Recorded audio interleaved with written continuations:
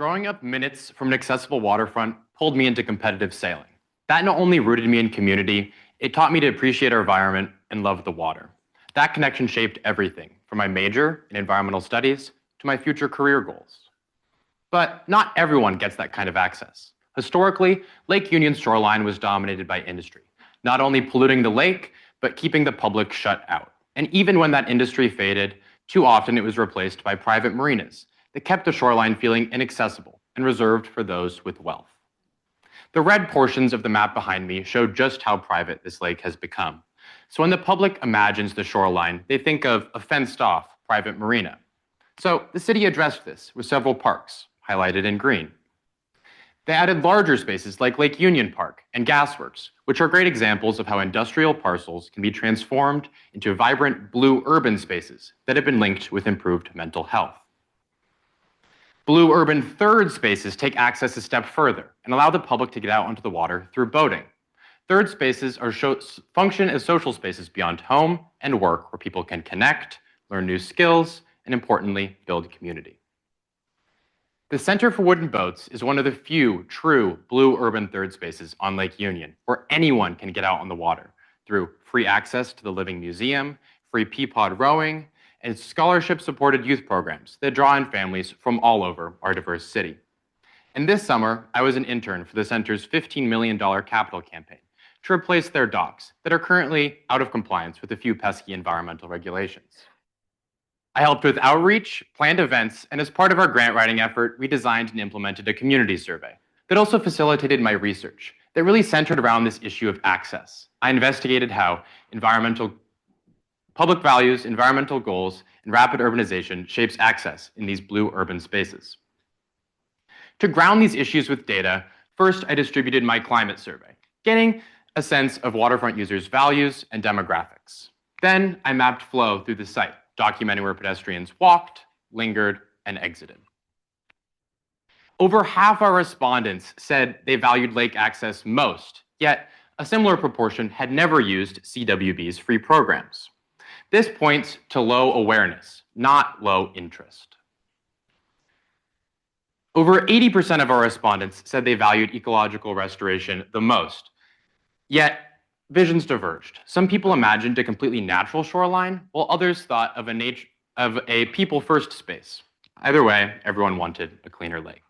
And today, diversity among the waterfront community was embarrassingly low, pointing to some potential challenges with getting to the lake. Only 13% of our visitors arrived by bike, and many mentioned how the east side of the lake lacked bike lanes and felt a little disconnected from the rest of our city. So, how do we fix our lake? Well, the first step is investing in vital ecological restoration, like CWB's dock replacement. And while rebuilding, long overdue features like ADA access and clear and interpretive signage can be added that improves the space for the public. That improved space then draws in more people.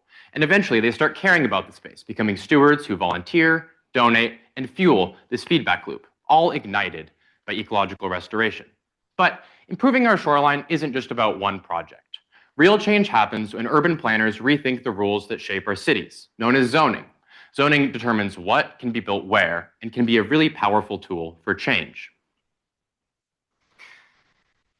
Residents desperately want better access to the water and a cleaner lake, so zoning could shift this industry, opening up our shoreline for more inclusive use, helping both people and our lake.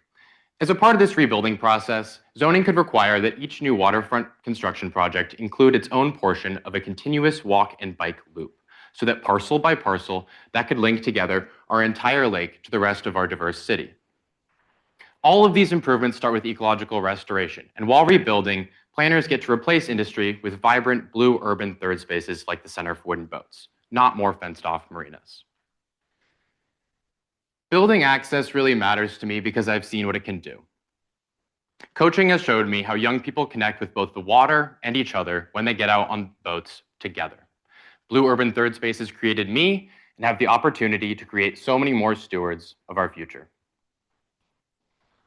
I'd like to thank everyone, including my race team at the Center for Wooden Boats, my faculty advisor, Keith, and my site supervisor, Olive, along with my friends, family, and especially my girlfriend who supported me through this whole thing. Thank you.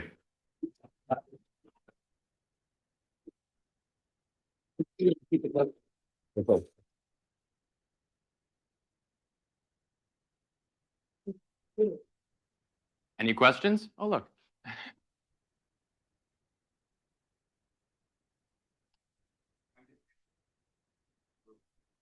Great question. So for those in the back who might not have been able to hear, I was asked about maybe other waterfronts that are going through a similar change.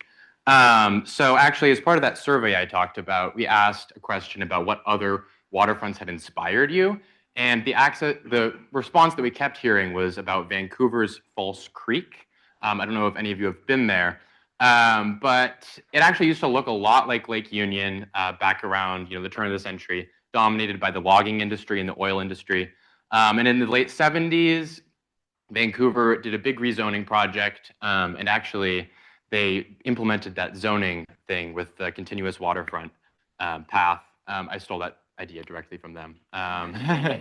So yeah, if you go there today, it's a beautiful waterfront that I've walked through with my family, and I recommend you all go check it out. Yeah. Spaces for new spaces that you'd recommend for cool access sailing? Yeah. Well, so specific. Oh, for those who couldn't hear, the question was about other accessible blue urban third spaces in the area, or maybe on Lake Union. So the Center for Wooden Boats is actually super unique in that it's a nonprofit, and that allows for a lot lower barrier to entry. So often getting out in the water means doing an expensive board rental, or maybe like a hot tub boat. All of these things cost like many hundreds of dollars, but the Center for Wooden Boats actually gives people the opportunity to get out in the water for free. So next summer, anyone who wants to do an hour of free rowing, come check out the Center for Wooden Boats.